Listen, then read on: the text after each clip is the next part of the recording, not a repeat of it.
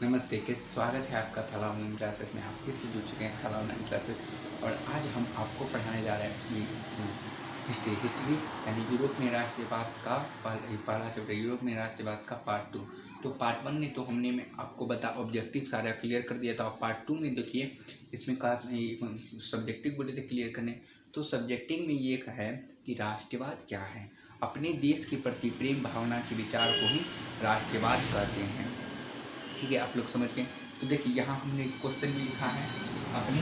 देखिए राष्ट्रवाद क्या है, तो राष्ट्रवाद क्या है ये क्वेश्चन लिखा जाए तो अपने राष्ट्र के प्रति प्रेम भावना के विचार को ही राष्ट्रवाद कहते हैं।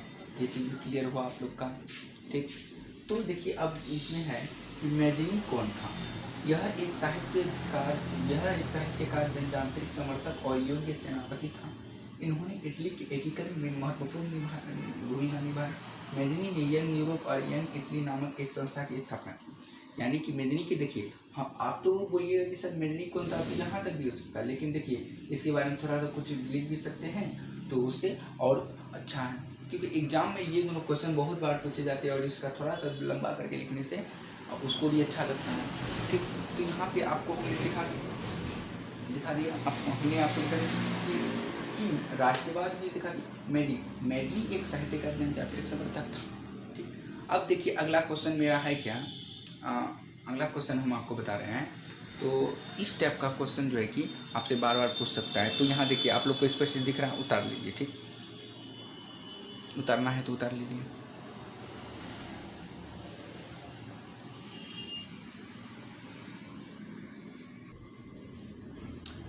तो अब जो है कि हम दूसरा क्वेश्चन आप लोग को बताएंगे।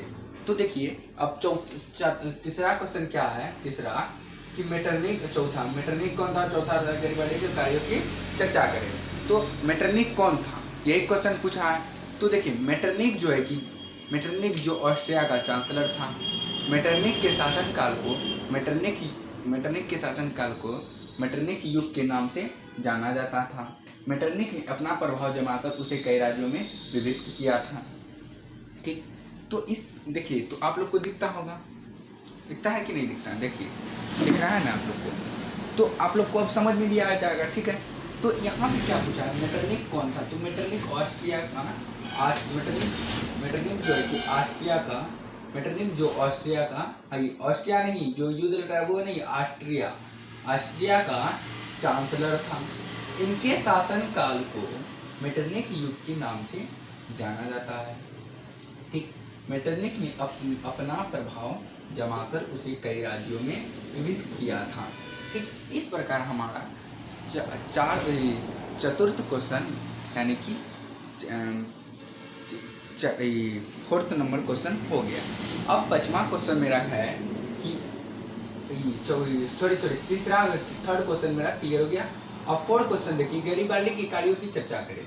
तो गैरिबाल्डी की कार्यों की चर्चा करें, ये भी तो आसान है, ये दोनों भी इम्पोर्टेंट है क्योंकि ये दोनों भी बोर्ड एग्जाम में पूछा जाता है। तो देखिए गैरिबाल्डी जो पेशे से नाविक था। यहाँ क्या होता है, जो गैरिबाल्डी जो पेशे से नाविक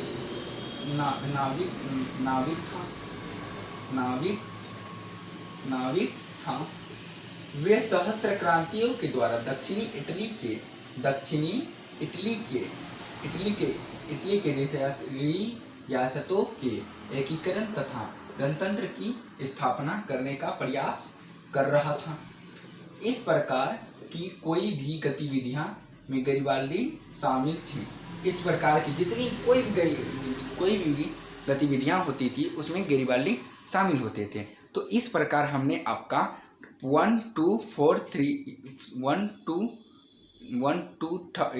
3 4 क्वेश्चन आपका क्लियर कर दिया।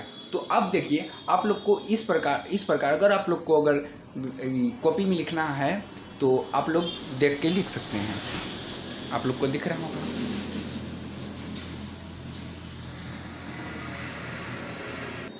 तो इस प्रकार से हम अब दूसरे क्वेश्चन में चलते हैं। तो यहाँ पर कह रहा है, तो यहाँ पे कि 5 क्वेश्चन में कि जर्मनी के एकीकरण की क्या बाधाएं क्या थी। तो इसके बाधाएं यहाँ पे लिख सकते हैं आप, जर्मनी के एकीकरण की बाधाएं निम्नलिखित है या निम्न है, लेकिन हम आपको शॉर्ट में लिखा रहे हैं। जर्मनी लगभग 300 छोटे बड़े राज्यों में विभाजित था। ठीक हो गया। दूसरा है राष्ट्रवाद के अभाव का, ये राष्ट्रवाद की भावना का अभाव था। ठीक, ये भी लिख दिए, राष्ट्रवाद की भावना का अभाव था। यहाँ के राज्यों में सामाजिक, राजनीतिक तथा धार्मिक विषमताएं थी। ठीक, इस प्रकार हमने आपका जर्मनी के एकीकरण के बाधाएं का पूरा क्लियर कर दिया। तो आप लोग को दिखता होगा, स्पष्ट दिख रहा होगा। ठीक, तो अब आप लोग देखिए जर्मनी के एकीकरण के बाधाएं क्या थी। जर्मनी लगभग 300 छोटे बड़े राज्यों में विभाजित था। राष्ट्रवाद की भावना का अभाव था।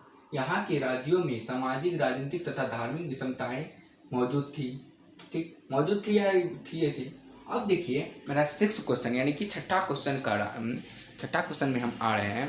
तो छठा क्वेश्चन जो है कि छठा क्वेश्चन तो ये भी जो है कि ज़्यादा हार्ड नहीं है। तो यहाँ लिखा हुआ है 1848 की फ्रांसीसी क्रांति के क्या क्या कारण थे। यानी कि 1848 में जो फ्रांसीसी क्रांति हुई थी उसमें क्या क्या कारण थी। तो उसके जो है कि फ्रांसीसी क्रांति के निम्न कारण थी। तो कौन कौन से। पहला क्वेश्चन है राज्य में भुखमरी एवं बेरोजगारी का बढ़ना। यानी कि उसमें जो क्रांति हुआ उसमें मतलब वहाँ पे जो फ्रांस में जो क्रांति हुआ उसमें क्या भूखमरी एवं बेरोजगारी का बढ़ना। यानी कि एक तो बेरोजगार तो था ही बोलो, और भूख से अब तड़पेगा तो आंदोलन क्रांति तो उठेगा नहीं। और यहाँ दूसरा है, पहला मेरा क्लियर हुआ। दूसरा है लुई फिलिप की कमजोर एवं उदारवादी नीति का होना। लुई फिलिप की कमजोर एवं उदारवादी नीति का होना, यानी कि उसके जो है कि कमजोर जो है कि नीति उसका कोई मजबूत नहीं था और उदारवादी नेता था। तो इस प्रकार से ये सभी कारण था। लेकिन देखिए इसका बहुत से कारण हैं, लेकिन फिलहाल जो 3 मैन होते हैं मतलब 3 को जो है कि लिख देंगे तो उसमें भी मेरा नंबर नहीं काटेगा। तो अब देखिए तीसरा क्वेश्चन है कि लुई फिलिप की असफल विदेशी नीति होना। यानी लुई फिलिप जो है कि फ्रांसीसी क्रांति के सम्राट थे। यानी कि जैसे कि अभी हमारे कौन है पीएम श्री नरेंद्र मोदी। तो इस प्रकार से तो वहाँ पे भी उसी प्रकार से पीएम मान लीजिए, ठीक ना।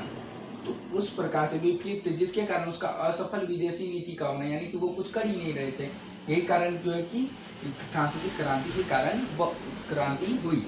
ठीक, तो इस प्रकार जो है कि आपका जो है कि हमने कितना 1 2 मतलब कि यूरोप में राष्ट्रवाद का आपका हमने क्वेश्चन 1 2 3 4 5 6 तक हमने आपका क्लियर कर दिया।